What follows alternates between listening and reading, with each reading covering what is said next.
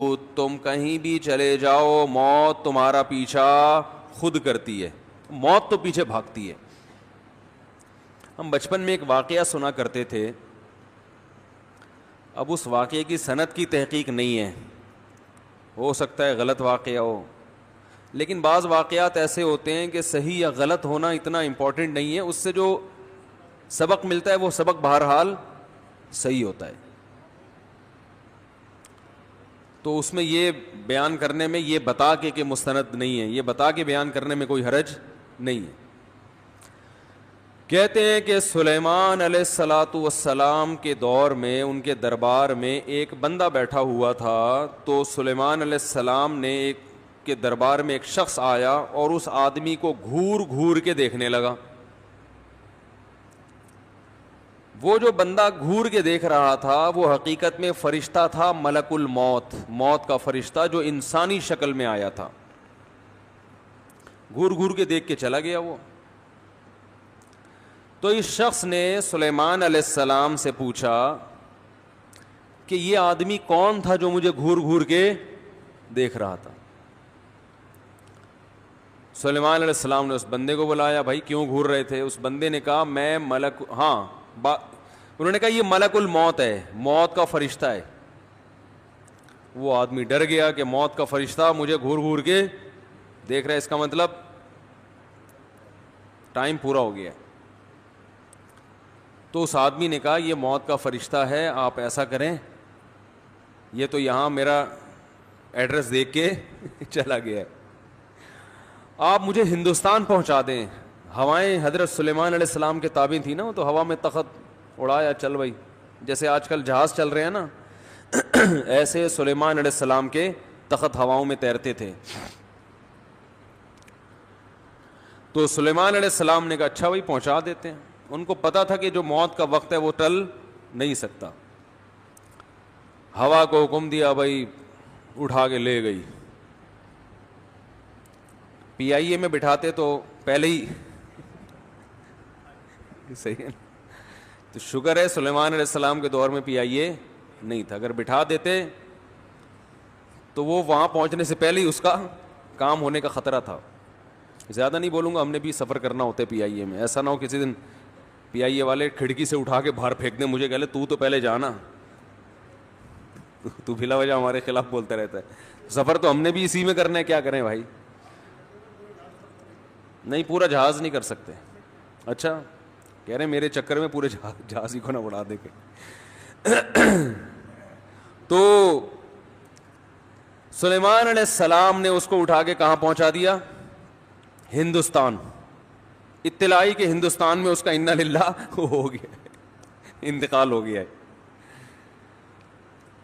تو سلیمان علیہ السلام نے موت کے فرشتے سے پوچھا کہ بھائی تو اس کو اتنا گھور کے کیوں دیکھ رہا تھا؟ یہ تو ڈر گیا بیچارہ۔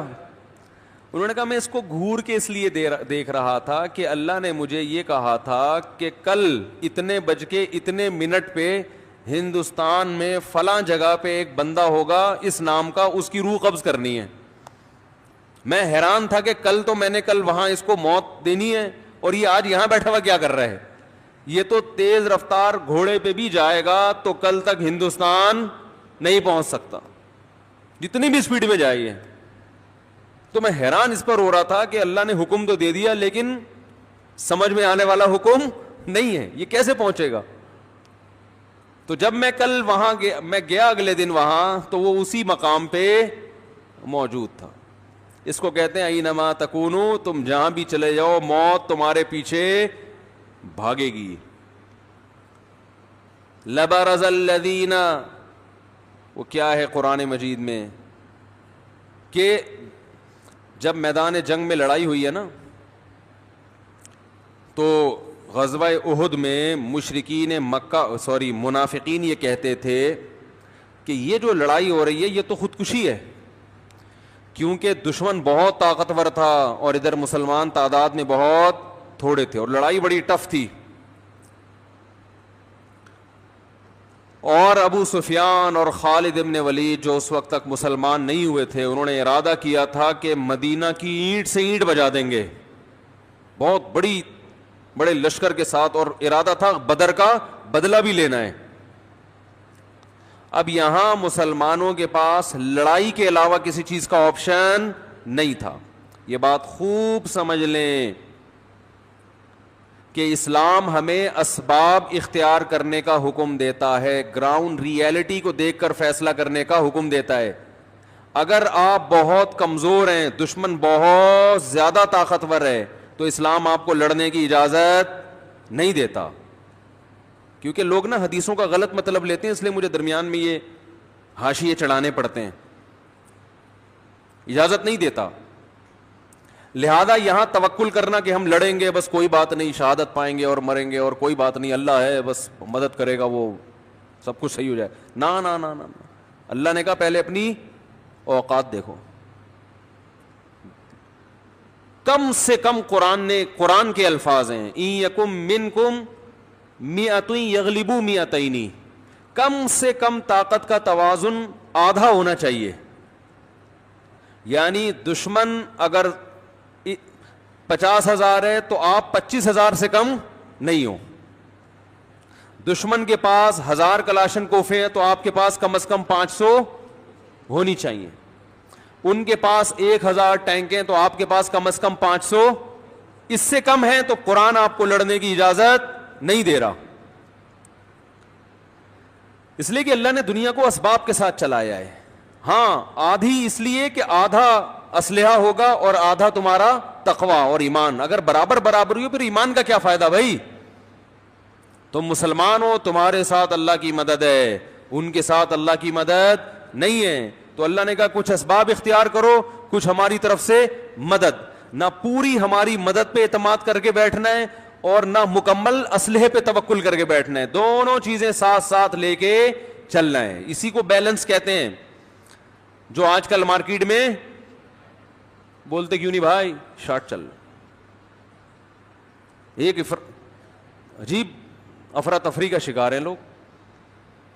کرونا میں احتیاط نہیں کریں گے تو بالکل ہی نہیں کریں گے, کریں گے تو وہم سے ہی مر جائیں گے. اتنے ہو جائیں گے کہ پاگل ہو گئے ویسے ہی مر گئے ٹینشن سے ہی. تو پھر آ گیا کرونا, پتہ نہیں یہ کیا مسئلہ ہو گیا, میں سوچا تب اس پہ بات نہیں کروں گا بالکل. تو کرونا پہ مفتی صاحب بات نہیں کرو نا, لوگ مجھے کہہ رہے ہیں بات نہیں کرو, تو نہیں کروں گا. تو خیر, رسول اللہ صلی اللہ علیہ وسلم نے اس لیے لڑائی لڑی ہے کہ بعض دفعہ آپ بہت کمزور ہوتے ہو مگر لڑائی کے علاوہ آپ کے پاس کوئی آپشن ہوتا نہیں ہے, کیونکہ نہ لڑنے سے اور زیادہ نقصان ہے. پھر تو بالکل ترنے والا.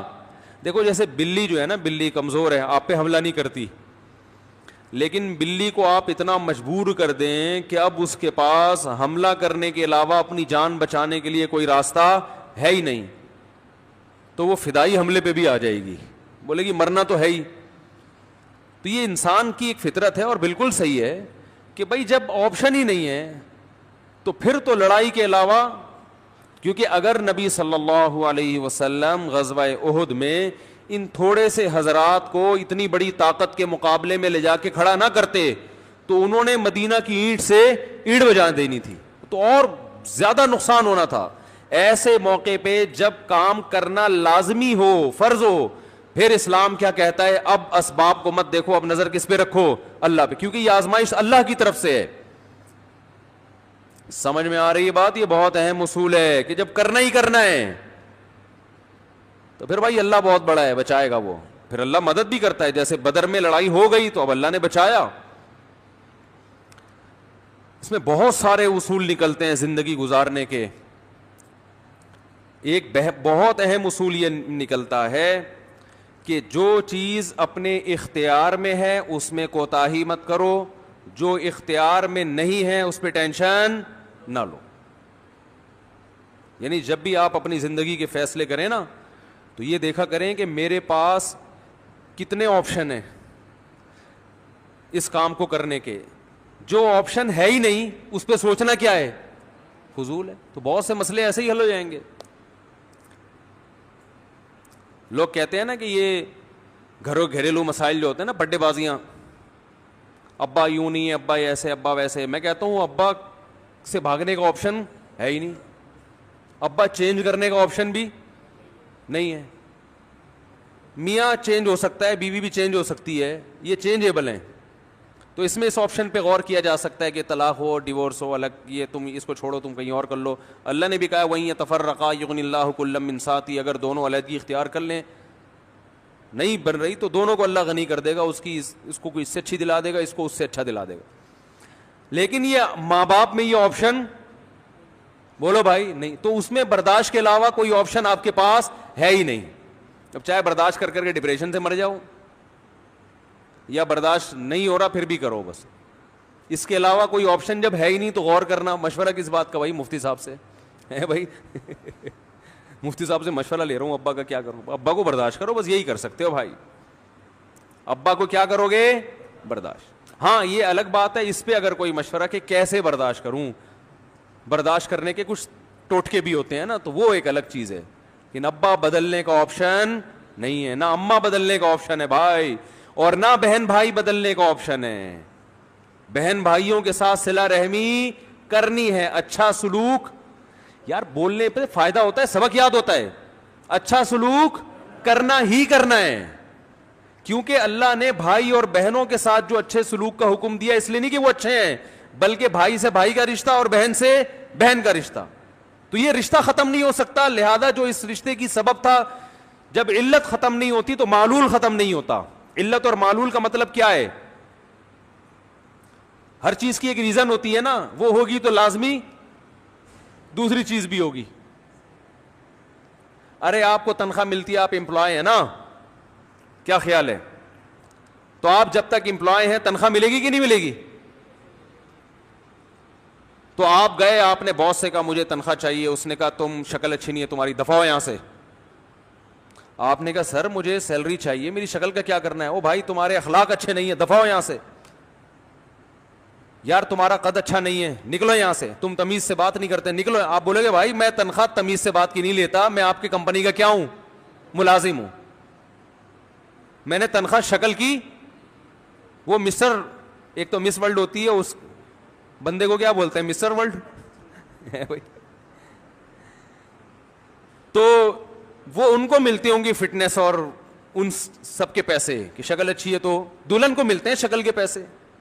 وہ ایک صاحب کی شادی ہوئی, قاضی صاحب نے نکاح پڑھایا, تو قاضی صاحب نے کہا میری فیس, تو دلہا نے کہا کتنی فیس بتائیں؟ قاضی صاحب نے کہا جتنی خوبصورت دلہن ہے اتنے پیسے دے دو. بھائی دلہن تو خوبصورت ہی ہوتی ہے نا, تو جتنی خوبصورت دلہن ہے, قاضی صاحب کا خیال تھا لاکھوں روپے دے گا, دلہن تو سبھی کو پسند آتی ہے. تو اس نے 10 روپے نکال کے دے دیے. قاضی کو بڑا غصہ آیا یار. قاضی نے ذرا دلہن کو جھانک کے دیکھا, 5 روپے واپس کر دیے.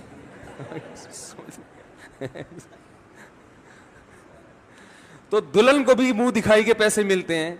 امپلائی کو, ملازم کو جو تنخواہ ملتی ہے وہ شکل کی نہیں ملتی. اس کی علت کیا ہے؟ ملازم ہے. تو ہر چیز پہ علت پر حکم کا مدار ہوتا ہے. تو بھائی اور بہنوں سے جو اچھا سلوک کا شریعت نے حکم دیا, اس کی وجہ کیا ہے؟ اچھے اخلاق ہی نہیں ہے. اس کی وجہ کیا ہے؟ یہ کیا ہے؟ خونی بلڈ ریلیشن. ایک ہی چھاتی سے دودھ پیا ہے, ایک ہی ماں نے, ایک ہی پیٹ نے جنم دیا ہے. یہ جو رشتہ ہے اس بیس پہ, اور اتنا مضبوط, وَأُولُو الْأَرْحَامِ بَعْضُهُمْ أَوْلَى بِبَعْضٍ فِي كِتَابِ اللَّهِ. اللہ فرماتے ہیں اللہ کے ہاں جو ریلیشن کی وجہ سے جو حسن سلوک کا حکم ہے, اس میں سب سے اہم ترین ریلیشن, اس قرآن کا میں سادہ ترجمہ کر رہا ہوں, سب سے اہم ریلیشن کیا ہے؟ رشتہ داری, بلڈ ریلیشن. یہ رشتے تمام رشتوں پہ کیا ہیں؟ مقدم ہیں. حتیٰ کہ باس کے ساتھ آپ کا ایک ریلیشن ہے, اللہ کہتے ہیں بھائی بہنوں کا ریلیشن اس باس والے ریلیشن سے کیا ہے؟ مقدم. بلکہ چچا زاد پھوپھی زاد کا رشتہ بھی ان سے کیا ہے؟ مقدم ہے, کیونکہ وہ بلڈ ریلیشن ہے نا, خونی رشتہ ہے. تو کیا بات چل رہی تھی, یہ یہاں کہاں سے آ گیا؟ ہاں تو میں یس کر رہا تھا, یہ نہیں, یہ ریلیشن پہ کدھر سے آ گئے. تو خیر اللہ نے قرآن میں کیا فرمایا کہ جہاں, ہاں وہ سلیمان علیہ السلام نے اس کو ہندوستان بھیجا, وہ فرشتہ کہاں پہنچ گیا؟ ادھر جا کے. تو میں احد کا بتا رہا تھا, غزوہ احد کا. تو ہوا یہ تھا کہ اب چونکہ یہاں لڑائی کے علاوہ کوئی آپشن ہے نہیں, تو مجبوری ہے لڑنا. تو اب ایسے موقع پہ نبی صلی اللہ علیہ وسلم نے حکم دیا. تو منافقین کہنے لگے یہ تو سیدھی سیدھی خودکشی ہے, لو نعلم قتالا لاتبعناکم, اگر ہم اس کو جہاد سمجھتے تو ہم جاتے. یہ جہاد نہیں, یہ کیا ہے؟ خودکشی ہے. اتنے لوگ ہیں, ہم تھوڑے سے مار دیں گے ہم کو. نتیجہ یہ نکلا کہ بہت سے صحابہ اس لڑائی میں شہید ہو گئے. تو منافقین کو پروپیگنڈے کا موقع مل گیا. انہوں نے کہا ہم نے تو پہلے ہی کہا تھا کہ یہ لڑائی نہیں ہے, یہ کیا ہے؟ خودکشی. اتنے لوگ شہید ہو گئے. تو قرآن نے کیا کہا کہ اگر تم اپنے گھروں میں بیٹھ جاتے, یہ لوگ جو شہید ہوئے نا اپنے گھروں میں بیٹھ جاتے, نہ نکلتے میدان میں, تو ان کو ان کی موت میدان میں لاتی.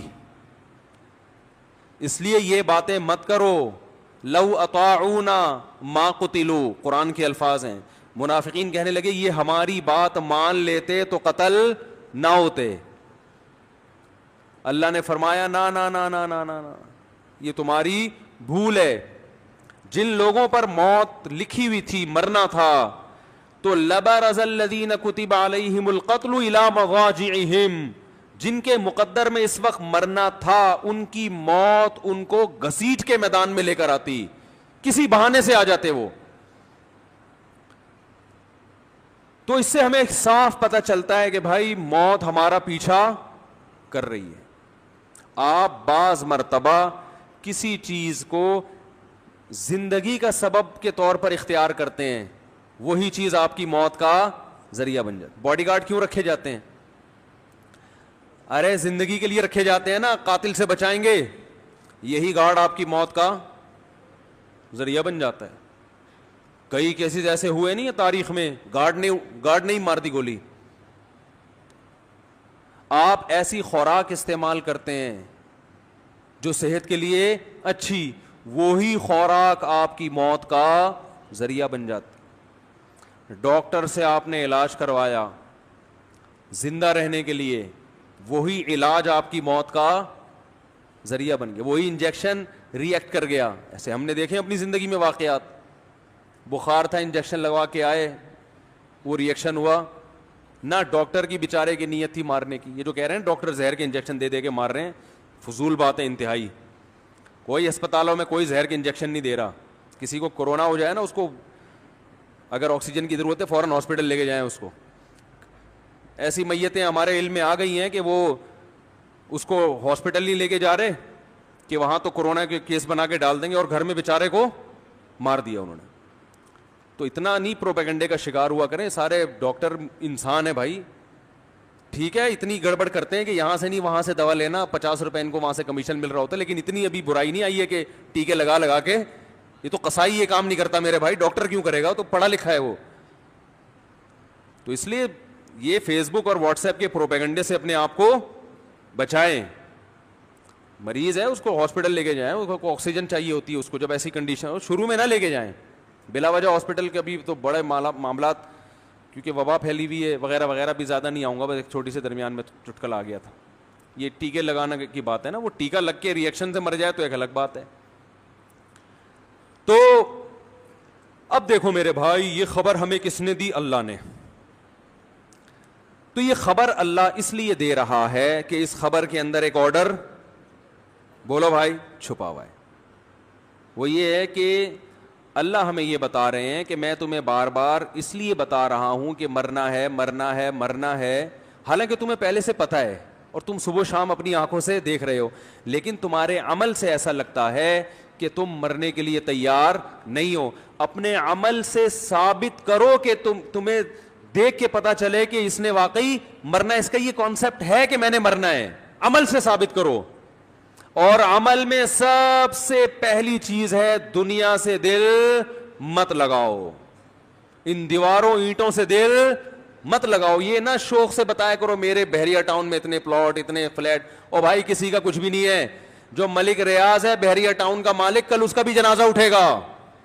ایسے خالی ہاتھ جا رہا ہوگا, دیکھو لوگوں عبرت کا نشان, اربوں کی جائیدادیں بنا کے چلا گیا, آج خالی ہاتھ جا رہا ہوں. اس کو نہیں موت چھوڑے گی تو ہم اور آپ کس کھیت کی مولی لے گے, بتا رہے میرا پلاٹ میری جگہ ہے, میرا فلیٹ. صحیح ہے نا؟ او بھائی, جس سے خریدا ہے موت اس کو نہیں معاف کرے گی. کفن میں جیب ہوتی ہے بھائی, ایک پاکٹ تو ہونی چاہیے کفن میں یار. کپڑے سلواتے ہیں, جیب لازمی جزو ہے یا نہیں ہے؟ خواتین کے کپڑوں میں اکثر جیب نہیں ہوتی کیونکہ پرس ہاتھ میں ہوتا ہے ان کے, ایسے ہی ہے نا, ان کے پاس کیا ہوتا ہے؟ پرس ہوتا ہے. تو وہ بھی جب دنیا سے جاتی ہیں تو کفن کے ساتھ پرس, بولو نا, نہیں جا, سب ختم. بڑے بڑے آئے دنیا میں, بڑے بڑے آئے ہیں, ایسے آئے ہیں کہ ہم تصور نہیں کر سکتے. قارون جیسے لوگ آئے, سکندر اعظم آیا, جب مرنے لگا نا تو اس نے راستے میں ہی موت ہو گئی تھی بیچارے کی, سفر میں.